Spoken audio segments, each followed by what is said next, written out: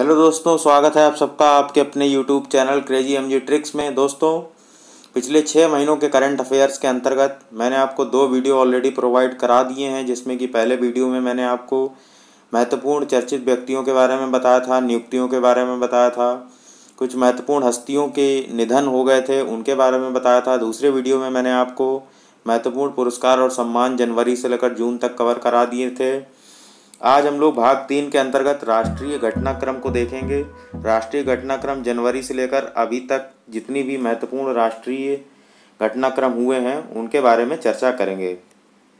तो इसके अंतर्गत पहला जो इम्पॉर्टेंट फैक्ट है वो है चक्रवात निसर्ग को लेकर। हाल ही में चक्रवात निसर्ग भारत के मुंबई के पास पश्चिमी तट से टकराया था।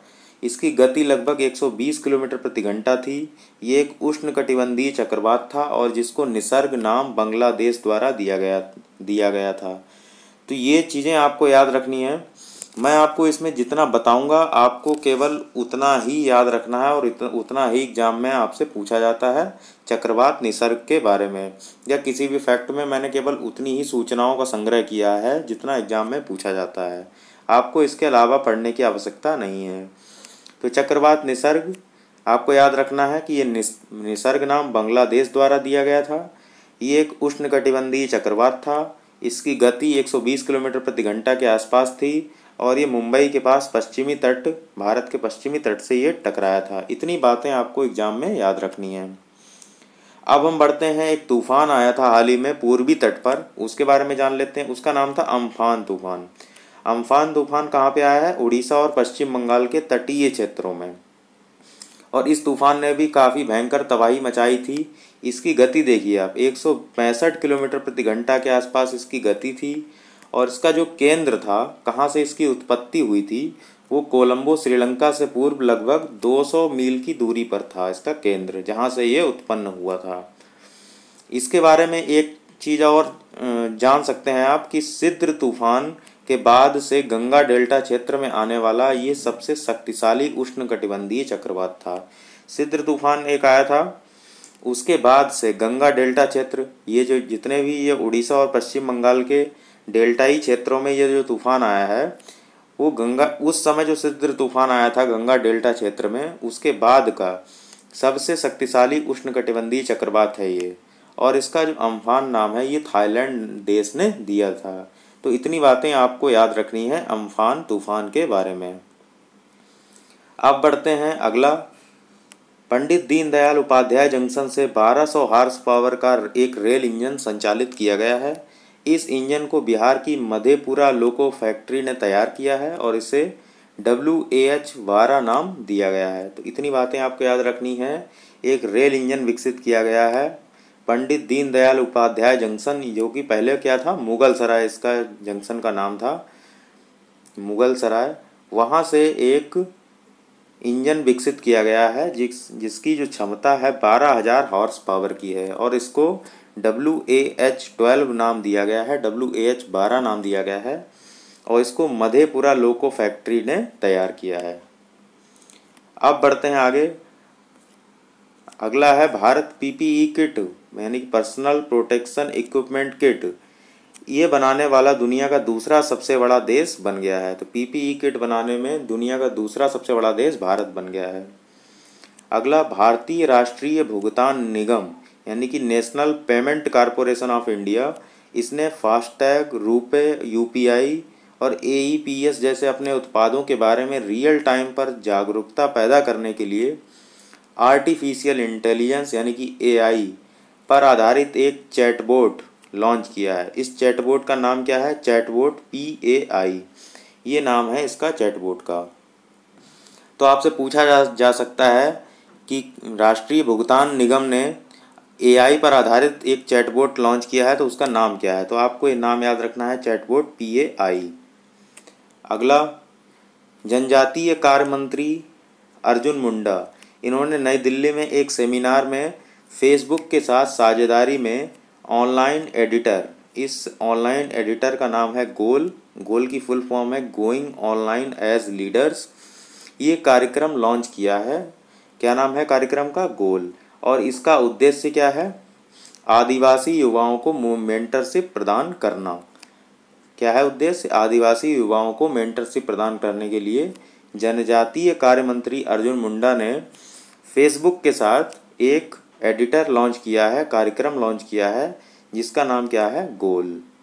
इस गोल की फुल फॉर्म आपसे पूछी जा सकती है, गोइंग ऑनलाइन एज लीडर्स। अब आगे बढ़ते हैं। बेंगलोर में एक एयरपोर्ट है, उसका नाम है केम्पेगौड़ा इंटरनेशनल एयरपोर्ट। इस एयरपोर्ट को ग्राहकों की पसंद पर भारत और मध्य एशिया के सर्वश्रेष्ठ क्षेत्रीय हवाई अड्डों में चुना गया है। ये आपसे पूछा जा सकता है कि भारत और मध्य एशिया के बीच जो सर्वश्रेष्ठ क्षेत्रीय हवाई अड्डा है वो किसे चुना गया है? तो बेंगलोर का केम्पेगौड़ा इंटरनेशनल एयरपोर्ट को सर्वश्रेष्ठ क्षेत्रीय हवाई अड्डा चुना गया है। अगला, हिंद महासागर में 5 द्वीपीय देशों के लिए सरकार की मदद के लिए एक बाहरी पहल के तहत मिशन सागर का शुभारंभ किया गया है। तो मिशन सागर का जो शुभारंभ किया गया है वो हिंद महासागर में 5 द्वीप हैं, 5 द्वीपीय देश हैं, उनके लिए मिशन सागर का शुभारंभ किया गया है। इसमें क्या हुआ है ये देखिए, भारतीय नौसेना का जहाज है केसरी, इसके द्वारा 5 द्वीपीय देशों, कौन कौन से नाम है? मालदीव, मॉरिशस, सेशेल्स, मेडागास्कर और कोमोरोस, इसके लिए खाद्य वस्तुएं उपलब्ध कराई जाएंगी। तो ये जो मिशन सागर है इसका उद्देश्य आपसे पूछा जा सकता है कि आप क्या बताएंगे? 5 हिंद महासागरीय द्वीपीय देशों के लिए खाद्य वस्तुएं उपलब्ध कराना, ये उद्देश्य है मिशन सागर का। जिसमें ये जो मेडागास्कर है ये हिंद महासागर का सबसे बड़ा द्वीप है। हिंद महासागर का सबसे बड़ा द्वीप है मेडागास्कर, एक द्वीपीय देश भी है। अगला, रक्षा मंत्री राजनाथ सिंह ने उत्तराखंड में एक नई 80 किलोमीटर की एक सड़क को राष्ट्र को समर्पित किया है। ये सड़क वास्तविक नियंत्रण रेखा LAC के करीब है और कैलाश मानसरोवर की यात्रा के लिए एक नया मार्ग खोलती है, जिससे यात्रियों को काफ़ी समय बच जाता है। इस सड़क को बॉर्डर रोड ऑर्गेनाइजेशन यानी कि सीमा सड़क संगठन ने धारचूला से लिपुलेख तक बनाया है। तो LAC क्या है? लाइन ऑफ एक्चुअल कंट्रोल, यानी कि वास्तविक नियंत्रण रेखा। इसके पास है ये सड़क जो नई बनाई गई है उत्तराखंड में, 80 किलोमीटर की सड़क है, कैलाश मानसरोवर के लिए एक नया रास्ता खोलती है, ये आपको याद रखना है। और पहले जो काफ़ी यात्रियों को समय लग जाता था, अब इस सड़क से जो धारचूला से लिपुलेख तक बनाई गई है, इससे यात्रियों का काफ़ी समय बच जाएगा। अगला देखते हैं कि विशाखापट्टनम में एक फार्मा कंपनी है, उसमें एक गैस की लीकेज से एक त्रासदी होने से बच गई, बहुत ज़्यादा इसमें लॉस नहीं हुआ, लेकिन फिर भी इसमें लगभग 20 लोगों की मृत्यु हो गई थी। आपने सुना होगा भोपाल गैस त्रासदी के बारे में, वो एक बहुत ही भयंकर त्रासदी थी जिसमें मिथाइल आइसोसाइनाइड यानी कि MIC, इसके रिसाव की वजह से वो दुर्घटना हुई थी। उसी की तर्ज पर अभी हाल ही में विशाखापट्टनम में एक फार्मा कंपनी है, उस कंपनी का नाम है LG पॉलीमर इंडस्ट्री प्लांट, है ना। वो LG पॉलीमर की एक कंपनी थी, उसी का प्लांट था, और उसमें क्या हुआ? स्टायरीन गैस, इस गैस के रिसाव के कारण एक बड़ा हादसा हो गया है। तो ये आपको याद रखना है, एग्जाम में आपसे पूछा जा सकता है कि किस गैस के रिसाव के कारण विशाखापट्टनम में स्थित एक फार्मा कंपनी में एक बड़ा हादसा हो गया। तो आपको स्टायरीन गैस ऑप्शन में रहेगा, वो आपको ऑप्शन सही टिक करना होगा। ये इंपॉर्टेंट क्वेश्चन है, ये आपसे पूछा जा सकता है, त्रासदी के स्टायरीन गैस के बारे में आपसे पूछा जा सकता है। आगे देखते हैं मणिपुर के काले चावल जिसका नाम है चाक हाओ और गोरखपुर के टेराकोटा को ग्लोबल इंडिकेशन यानी कि GI टैग प्रदान किया गया है। तो यह GI टैग से संबंधित भी प्रश्न पूछे गए हैं, तो आपको याद रखना है। अगर आपसे पूछा जाता है कि हाल ही में काले चावल यानी चाक हाओ को किस राज्य ने GI टैग प्रदान किया है, तो मणिपुर। या उल्टा भी पूछा जा सकता है कि गोरखपुर की किस वस्तु को GI टैग प्रदान किया गया है, तो टेराकोटा कहते हैं आग में पकाई गई मिट्टी को, क्या कहते हैं? टेराकोटा। तो ये टेराकोटा और गोरखपुर का और काला चावल वो मणिपुर का, इन दोनों चीज़ों को GI टैग प्रदान किया गया है।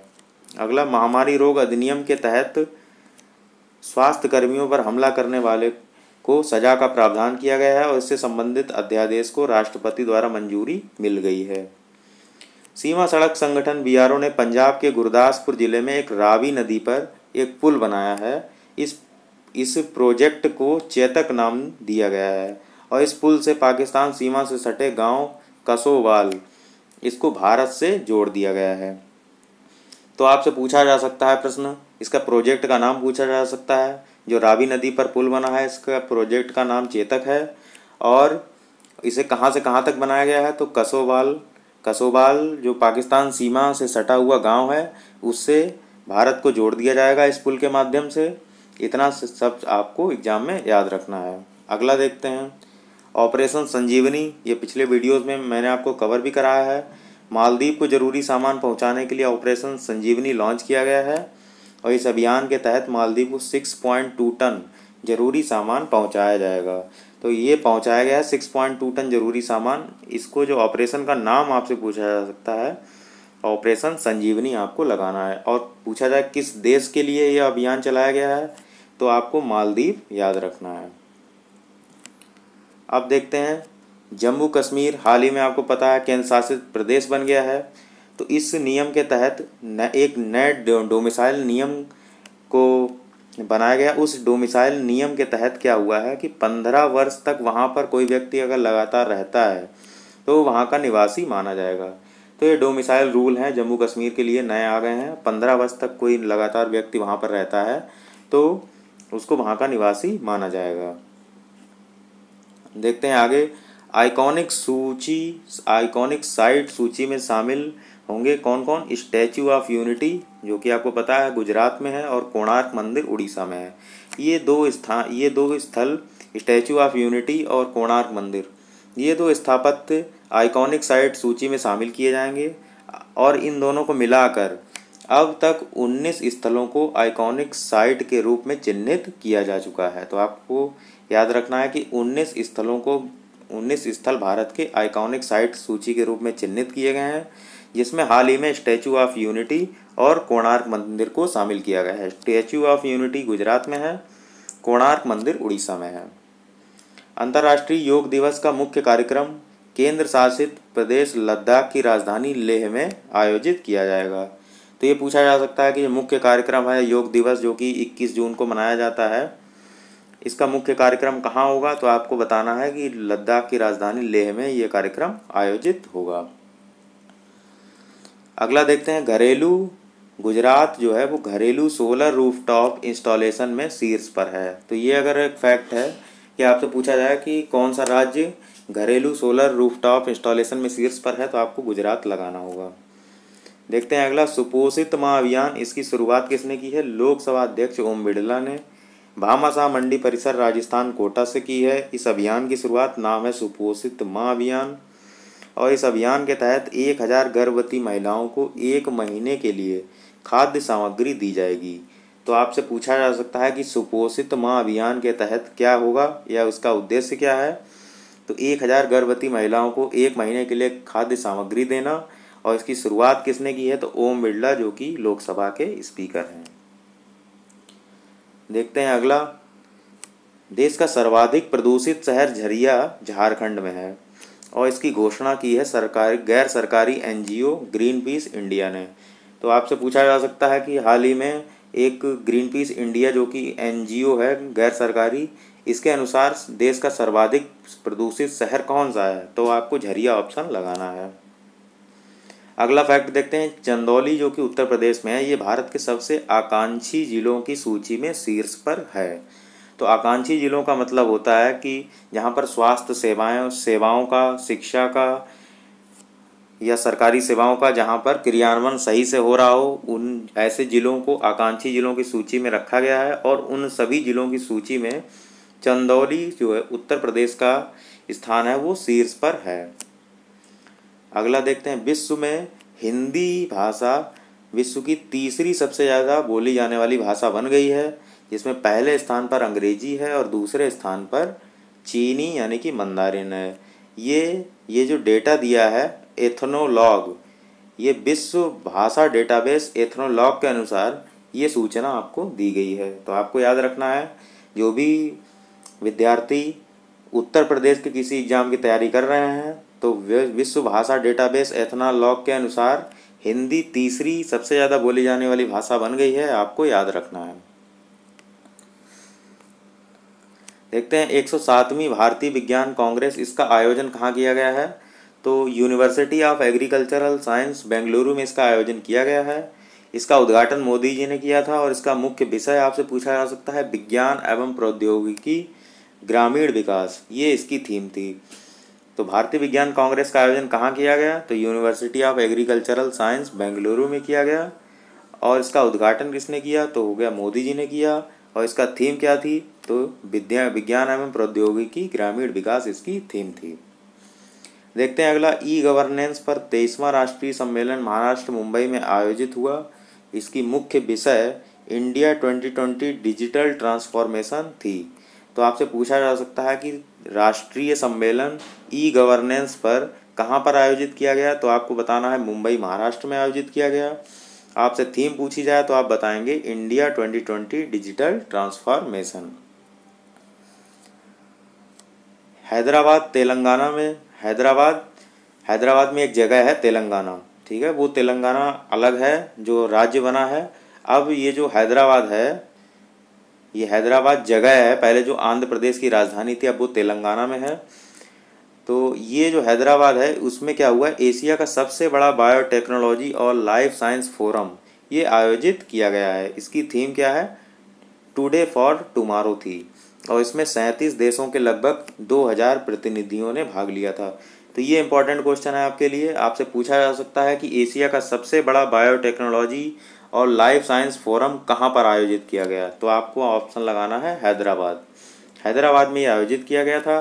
थीम पूछी जाए तो आपको लगाना है टुडे फॉर टुमारो, TFT याद कर लेंगे, टुडे फॉर टुमारो इसकी थीम थी बायोटेक्नोलॉजी और लाइफ साइंस फोरम की।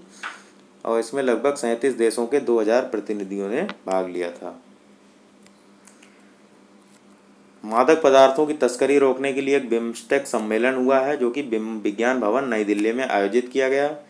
दृष्टिबाधितों के लिए मानी मोबाइल ऐप लॉन्च किया गया है, किसके द्वारा? भारतीय रिजर्व बैंक के गवर्नर शक्तिकांत दास ने इस मोबाइल ऐप को लॉन्च किया है। और जो मानी मोबाइल ऐप है इसका नाम है मोबाइल एडेड नोट आइडेंटिफायर। तो ये मोबाइल ऐप का नाम है। तो दृष्टिबाधितों के लिए मानी मोबाइल ऐप लॉन्च किया गया है। तो मानी क्यों बनाया गया है कि जो दृष्टिबाधित लोग हैं जिनको ठीक से दिखाई नहीं देता है, वो भी जो नोट हैं 200 के, 500 के, 1000 के, ये सभी जो नोट आ रहे हैं इस समय, वो उन नोटों की सही से पहचान कर पाएँ दृष्टिबाधित व्यक्ति, उनकी सहायता के लिए ये ऐप लॉन्च किया गया है जिसका नाम मानी मोबाइल ऐप है। अगला देखते हैं, केंद्रीय श्रम मंत्री संतोष गंगवार ने हम सफ़र मोबाइल ऐप लॉन्च किया है। तो ये ऐप से भी संबंधित प्रश्न पूछे जाते हैं, आपको याद रखना है कौन सा ऐप कौन व्यक्ति लॉन्च कर रहा है, उसका उद्देश्य क्या है। तो ये सारी बातें आपको याद रखनी है। तो हम सफ़र ऐप श्रम मंत्री संतोष गंगवार ने इसको लॉन्च किया है।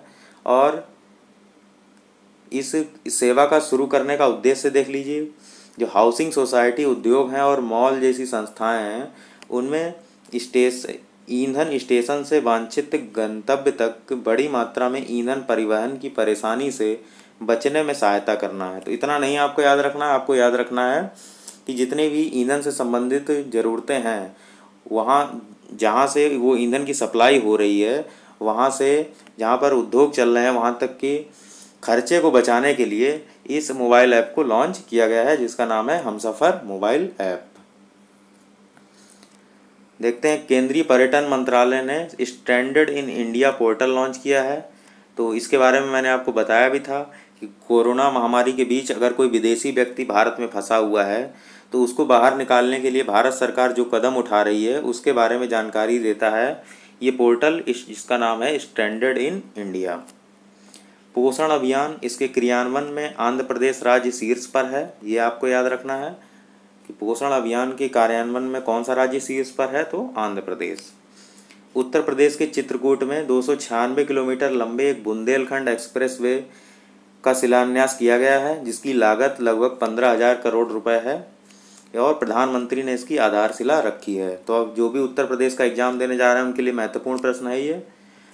आपको याद रखना है कि बुंदेलखंड एक्सप्रेस वे की लंबाई पूछी जा सकती है, तो 296 किलोमीटर है। इसकी लागत 15,000 करोड़ रुपए है। आधारशिला इसकी प्रधानमंत्री मोदी जी ने रखी है। और ये एक्सप्रेस वे कहाँ से कहाँ तक जाएगा, ये देखिए, ये एक्सप्रेस वे चित्रकूट, बांदा, हमीरपुर और जालौन जिलों से होकर गुजरेगा। और ये एक्सप्रेस वे जो पहले से बने हुए हैं एक्सप्रेस वे, यानी कि आगरा लखनऊ एक्सप्रेस वे और यमुना एक्सप्रेस वे, इसके माध्यम से राष्ट्रीय राजधानी को ये जोड़ देगा। तो आपको याद रखना है इसकी लागत, इसकी लंबाई और ये कहाँ पर शुरू आधारशिला रखी गई है, तो चित्रकूट में। किन किन जिलों से होकर गुजरेगा, तो चित्रकूट, बांदा, हमीरपुर और जालौन जिलों से होकर गुजरेगा। इतना सब आपको याद रखना है उत्तर प्रदेश के बुंदेलखंड एक्सप्रेस वे के बारे में। अब देखते हैं केंद्र सरकार का एक जो थिंक टैंक है, रक्षा अध्ययन एवं विश्लेषण संस्थान यानी कि IDSA, इसका नाम बदल दिया गया है। किसके नाम पर रखा गया है, मनोहर पारिकर के नाम पर रखा गया है। तो पहले IDSA नाम था, अब इसको MP IDSA रख दिया गया है। MP से मतलब है मनोहर पारिकर, तो मनोहर पारिकर जी के नाम पर MP IDSA नाम रख दिया गया है, रक्षा अध्ययन एवं विश्लेषण संस्थान का नाम। IGI एयरपोर्ट जो कि दिल्ली में है, ये एयरपोर्ट देश का एकल उपयोग प्लास्टिक मुक्त हवाई अड्डा बन गया है। यानी कि यहाँ पर एकल उपयोग प्लास्टिक का प्रयोग बिल्कुल बंद हो गया है। तो ऐसा एयरपोर्ट बन गया है IGI यानी कि दिल्ली वाला। प्रधानमंत्री मोदी ने वाराणसी की अपनी यात्रा के दौरान पंडित दीनदयाल उपाध्याय मेमोरियल केंद्र को राष्ट्र को समर्पित किया है। साथ ही दीनदयाल उपाध्याय की 63 फीट ऊंची लौह प्रतिमा का भी अनावरण किया है। तो केंद्र का नाम पूछा जा सकता है, पंडित दीनदयाल उपाध्याय मेमोरियल केंद्र है और वाराणसी में ही इसको लॉन्च किया गया था, इसको समर्पित किया गया है देश को। और इसी में दीनदयाल उपाध्याय की 63 फीट ऊंची प्रतिमा का भी अनावरण किया था। दक्षिण मध्य रेलवे यानी कि SCR भारत का पहला ऐसा रेलवे जोन बन गया है जिसके रेलवे स्टेशन एनर्जी न्यूट्रल बन गए हैं। आपको याद रखना है कि ऐसा रेलवे का कौन सा जोन है जिसके रेलवे स्टेशन एनर्जी न्यूट्रल बन गए हैं। एनर्जी न्यूट्रल का मतलब होता है जो पूर्णतः सौर ऊर्जा से संचालित हों, जो पूर्णतः सौर ऊर्जा से संचालित हों, उसी को कहते हैं एनर्जी न्यूट्रल स्टेशन। SCR जो दक्षिण मध्य रेलवे है यानी कि S से साउथ सेंट्रल रेलवे भारत का जोन बन गया है जो कि एनर्जी न्यूट्रल स्टेशन जिसके अंतर्गत बनाए गए हैं। बढ़ते हैं आगे। फेसबुक ने नई दिल्ली में अपना वी थिंक डिजिटल कार्यक्रम लॉन्च किया है। ये कार्यक्रम राष्ट्रीय महिला आयोग और साइबर पीस फाउंडेशन के साथ साझेदारी में संचालित किया जाएगा। इसके तहत फेसबुक 7 भारतीय राज्यों उत्तर प्रदेश, असम, पश्चिम बंगाल, मध्य प्रदेश, गुजरात, झारखंड और बिहार, इन 7 भारतीय राज्यों की 1 लाख महिलाओं को डिजिटल साक्षरता प्रदान करेगी। तो आपको याद रखना है कि फेसबुक ने वी थिंक डिजिटल कार्यक्रम लॉन्च किया है। इस कार्यक्रम के तहत 7 भारतीय राज्यों की लगभग 1 लाख महिलाओं को डिजिटल साक्षरता प्रदान किया जाएगा। आगे बढ़ते हैं। अगला, केंद्रीय सूचना एवं प्रसारण मंत्रालय ने एक भारत श्रेष्ठ भारत इस अभियान को पूरे देश में आयोजित किया है। तो ये आपसे मंत्रालय पूछा जा सकता है। सूचना एवं प्रसारण मंत्रालय द्वारा एक भारत श्रेष्ठ भारत अभियान पूरे देश में संचालित या आयोजित किया गया। एक भारत श्रेष्ठ भारत, इसमें क्या है कि जो विभिन्न भारतीय राज्य हैं इनको एक दूसरे की संस्कृति जानने के लिए या देखो अपना देश अभी जो वेबिनार श्रृंखला चल रही है उसके बारे में जागरूकता पैदा करने के लिए एक भारत श्रेष्ठ भारत अभियान पूरे देश में आयोजित किया गया। आंध्र प्रदेश के तड़ीपत्री रेलवे स्टेशन से देश में अपनी तरह की पहली फ्रूट ट्रेन को रवाना किया गया। आपको याद रखना है कि आंध्र प्रदेश का एक तड़ीपत्री रेलवे स्टेशन है, वहाँ से फ्रूट ट्रेन को रवाना किया गया है। तो इसका उद्देश्य ये है कि जो भारतीय किसान हैं ये अंतर्राष्ट्रीय मार्केट को डायरेक्ट अपने से लिंक कर पाएँ, उनका सामान डायरेक्ट विदेशों तक जा पाए, उसके लिए इस तरीके की ट्रेन को रवाना किया गया है। हाल ही में इसमें केला रख के ले जाया गया था जो बाहर के देशों में, तो केले का निर्यात भी किया गया था जो डायरेक्ट किसानों के माध्यम से किया गया। तो फ्रूट ट्रेन अपनी तरह का पहले एक ट्रेन है जो आंध्र प्रदेश की ताड़ीपत्री रेलवे स्टेशन से रवाना की गई। ऑक्सफोर्ड यूनिवर्सिटी प्रेस यानी कि OUP में संविधान शब्द को ऑक्सफोर्ड हिंदी वर्ड ऑफ 2019 के रूप में नामित किया गया है। आपको याद रखना है कि ऑक्सफोर्ड यूनिवर्सिटी प्रेस में किस शब्द को हिंदी वर्ड ऑफ 2019 घोषित किया गया है, नामित किया गया है, तो संविधान शब्द है। अगला, केंद्रीय पर्यटन मंत्रालय द्वारा दिल्ली में भारत पर्व 2020 का आयोजन किया गया। इस कार्यक्रम का आयोजन लाल किले के सामने स्थित ज्ञान पथ पर किया गया और इसका केंद्रीय विषय एक भारत श्रेष्ठ भारत तथा महात्मा गांधी के 150 वर्ष का समारोह रहा। इसका उद्देश्य भारतीयों को भारत के विभिन्न पर्यटन स्थानों की यात्रा कराना तथा देखो अपना देश, इसकी भावना का संचार करने के लिए प्रोत्साहित करना था। तो भारत पर्व 2020 का आयोजन किया गया है, आपको याद रखना है, पर्यटन मंत्रालय द्वारा ये लॉन्च किया गया है और इसका जो केंद्रीय विषय आपको याद रखना है, एक भारत श्रेष्ठ भारत और महात्मा गांधी की 150 वर्ष का समारोह। और सभी जितने भी भारत पर्व आयोजन किया गया या अभी हमने पीछे देखा था ये एक भारत श्रेष्ठ भारत अभियान लॉन्च किया गया था, ये इन सभी का उद्देश्य लगभग एक ही है। क्या? अपनी जो संस्कृति है भारत की, विभिन्न पर्यटन स्थल हैं उसकी यात्रा कराना और देखो अपना देश की भावना का संचार करना या प्रोत्साहित करना। देश का अपना पहला कचरा क्लिनिक, इसका उद्घाटन किया गया है मध्य प्रदेश की राजधानी भोपाल में। आपको ये याद रखना है कि कचरा क्लिनिक का उद्घाटन कहाँ किया गया है, तो भोपाल में किया गया है। गुजरात के मुख्यमंत्री विजय रूपाणी ने अहमदाबाद से मुंबई तक दूसरी प्रीमियम तेजस एक्सप्रेस ट्रेन को रवाना किया है। तो ये ट्रेन भी वहीं से वहीं तक जाएगी, जैसे पहले जो तेजस एक्सप्रेस थी अहमदाबाद से मुंबई जाती थी, दूसरी ट्रेन भी अहमदाबाद से मुंबई तक जो तेजस एक्सप्रेस है, ये दूसरी तेजस एक्सप्रेस है, इसको भी रवाना कर दिया गया है, ये भी अब आ गई है। अगला, गाजियाबाद जो उत्तर प्रदेश में है, इसमें इंस्टीट्यूट ऑफ मैनेजमेंट टेक्नोलॉजी यानी कि IMT, इसकी देश में खेल संस्कृति विकसित करने की योजना के तहत 2 गांव हैं, बहादुरपुर और खीरी बीरन।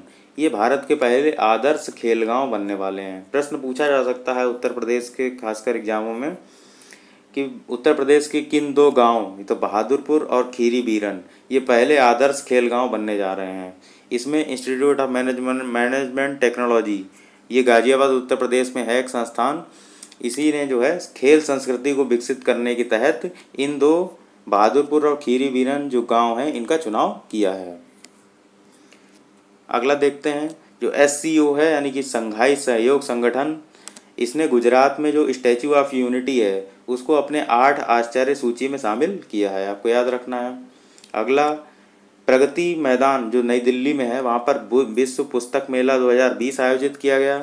इसकी थीम आपको याद रखनी है, गांधी और फिर लेखकों के लेखक, ये पूरा थीम है गांधी लेखकों के लेखक, ये थीम थी विश्व पुस्तक मेला प्रगति मैदान में जो आयोजित किया गया उसकी थीम। अगला, महिला एवं बाल विकास मंत्री स्मृति ईरानी ने गोवा के निकट तालेगांव में श्यामा प्रसाद मुखर्जी स्टेडियम में महिला उद्यमिता के लिए यशस्विनी योजना लॉन्च की है। इसके तहत महिला स्व सहायता समूहों को व्यवसाय के लिए 5 लाख तक का ब्याज मुक्त ऋण उपलब्ध कराया जाएगा। तो ये आपको याद रखना है कि 5 लाख तक का ब्याज मुक्त ऋण उपलब्ध कराया जाएगा यशस्विनी योजना के तहत। और महिला एवं बाल विकास मंत्री स्मृति ईरानी ने गोवा के पास श्यामा प्रसाद मुखर्जी स्टेडियम में ये योजना लॉन्च की है। क्या नाम है? यशस्विनी योजना। युवा मामलों में खेल मंत्रालय तथा उत्तर प्रदेश सरकार ने लखनऊ उत्तर प्रदेश में एक संयुक्त रूप से 23वां राष्ट्रीय युवा महोत्सव ये आयोजित किया है। और इस सम्मेलन की थीम क्या थी? Fit youth fit India. तो फिट यूथ फिट इंडिया ये उत्तर प्रदेश के युवा मामलों के खेल मंत्रालय की एक थीम थी, जो कि राष्ट्रीय युवा महोत्सव जो आयोजित किया गया था उसका आयोजन कहाँ हुआ ये आपसे पूछा जा सकता है। तो लखनऊ उत्तर प्रदेश में इसका आयोजन हुआ था। अगला देखते हैं, केंद्रीय गृह मंत्री अमित शाह ने नई दिल्ली में प्रधानमंत्री नरेंद्र मोदी के जीवन पर आधारित एक पुस्तक कर्म योद्धा ग्रंथ इसका विमोचन किया है। तो इसमें भी प्रधानमंत्री के जीवन से संबंधित सभी पहलुओं को छुआ गया है। तो ये पुस्तक है, इसके लिए बहुत सारे लेखक हैं, जितने भी जो भाजपा सरकार में मंत्री हैं जैसे कि वेंकैया नायडू, नितिन गडकरी, इन सभी के द्वारा ये पुस्तक लिखी गई है। सबका इसमें सहयोग है, तो इसका लेखक नहीं पूछा जाएगा। इसमें यही पूछा जाएगा कि जो कर्म योद्धा ग्रंथ है इसका जो विमोचन है वो किसने किया, तो अमित शाह ने किया। इसके अलावा ये किस पर आधारित है, तो ये प्रधानमंत्री मोदी के जीवन चरित्र पर आधारित पुस्तक है कर्म योद्धा ग्रंथ। अब देखते हैं आगे। भारतीय रेलवे ने अपने समस्त हेल्पलाइन नंबरों को एकीकृत करके केवल एक एकीकृत नंबर 139 इसमें तब्दील कर दिया है। ये 12 भाषाओं में उपलब्ध है और IVRS सिस्टम पर आधारित है। IVRS का मतलब इंटरैक्टिव वॉइस रिस्पॉन्स सिस्टम। तो एक नंबर था जो बहुत सारी भाषाओं में था, अब उसको सबको एक करके, पहले बहुत सारे नंबर थे हेल्पलाइन नंबर, अब 139 में तब्दील कर दिया गया है। तो अगला देखते हैं, केंद्रीय सूक्ष्म और मध्यम उद्यम MSME इसको कहते हैं, इसके द्वारा चैंपियन नामक एक नए पोर्टल का शुभारंभ किया गया है। तो अगर आपसे पूछा जाता है तो चैंपियन पोर्टल का शुभारंभ किसने किया है, तो किस मंत्रालय द्वारा किया गया है, तो आपको बताना है MSME यानी कि सूक्ष्म लघु और मध्यम उद्यम, इसके द्वारा ये पोर्टल का शुभारंभ किया गया है। इसका फुल फॉर्म देख लीजिए, creation and harmonious application of modern process for increasing the output and national strength. इतनी बड़ी थीम नहीं आएगी, इतना बड़ा फुल फॉर्म नहीं पूछा जाएगा। इसमें आपसे ये पूछा जा सकता है कि चैंपियंस किस मंत्रालय द्वारा शुभारंभ किया गया है इस पोर्टल का, चैंपियंस पोर्टल का, तो आपको याद रखना है MSME, बस इतना सा। अगला देखते हैं, केंद्रीय स्वास्थ्य और परिवार कल्याण मंत्री हर्षवर्धन ने नई दिल्ली में आयुष संजीवनी ऐप को लॉन्च किया है। ये आपको याद रखना है, आयुष संजीवनी ऐप। अब देखते हैं, जो नागरिक उड्डयन मंत्रालय है, मिनिस्ट्री ऑफ सिविल एविएशन और नागर विमानन महानिदेशालय यानी कि DGCA, इन दोनों ने मिलकर कोविड-19 से संबंधित ड्रोन संचालन के लिए सरकारी संस्थाओं को 12 शर्तों के साथ छूट प्रदान करते हुए एक गरुड़ पोर्टल लॉन्च किया है। तो आपको याद रखना है गरुड़ पोर्टल। ये Garud portal ministry of civil aviation और DGCA इनके सम्मिलित रूप से संचालित किया गया है। और इसका क्या एम है, जितनी भी सरकारी संस्थाएं हैं इनको 12 शर्तों के साथ छूट प्रदान की गई है और उनको ये अनुमति दी गई है कि वो गरुड़ पोर्टल का इस्तेमाल कर सकें। देखते हैं आगे। प्रधानमंत्री नरेंद्र मोदी ने पंचायती राज दिवस पर, जो कि 24 अप्रैल को मनाया जाता है, ग्राम स्वराज पोर्टल की शुरुआत की है। इस पोर्टल पर पंचायत से जुड़े सभी जानकारी आसानी से मिल जाएगी। तो आपको याद रखना है पोर्टल का नाम ग्राम स्वराज पोर्टल। अगला देखते हैं, केंद्रीय मानव संसाधन विकास मंत्री रमेश पोखरियाल निशंक ने नई दिल्ली में youth India combating Covid with knowledge and technology and innovation यानी कि युक्ति, इस वेब पोर्टल का लोकार्पण किया है। तो मानव संसाधन विकास मंत्री रमेश पोखरियाल ने युक्ति पोर्टल का शुभारंभ किया है, यानी कि इसका फुल फॉर्म पूछ सकता है। तो youth India combating Covid with knowledge and technology, combating का मतलब होता है संघर्ष करना। तो इसका थीम आप हिंदी में समझ लीजिए आसान भाषा में, कि कैसे जो यूथ इंडिया है, जो यंग पॉपुलेशन है भारत की, वो कैसे संघर्ष करेगी, कैसे इस जो कोरोना महामारी इस समय देश में चल रही है उसकी चुनौतियों से निपटने के लिए कैसे नॉलेज और टेक्नोलॉजी का और इनोवेशन इनका कैसे साथ लेके ये कोरोना महामारी से निपटेगी यूथ इंडिया। तो ये इस तरीके से आप समझ सकते हैं। तो पोर्टल का नाम याद रखना है युक्ति पोर्टल। तो इस तरीके से हमने पिछले 6 महीनों का जो राष्ट्रीय घटनाक्रम है उसको देख लिया है। आप इस वीडियो को 2 से 3 बार देखिए, आपको निश्चित ही एग्जाम में इससे लाभ प्राप्त होगा। तो कैसा लगा आपको ये वीडियो कमेंट करके ज़रूर बताइएगा। मिलते हैं अगले वीडियो में, तब तक के लिए जय हिंद जय भारत।